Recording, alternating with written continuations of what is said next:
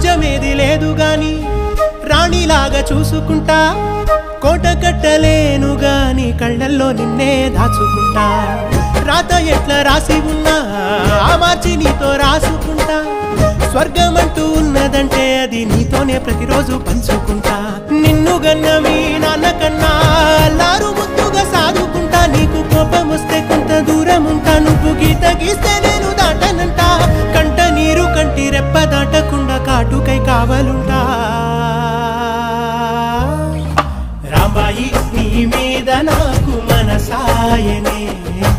ఏనాడు నిన్ను వీడిపోని నీడైతనే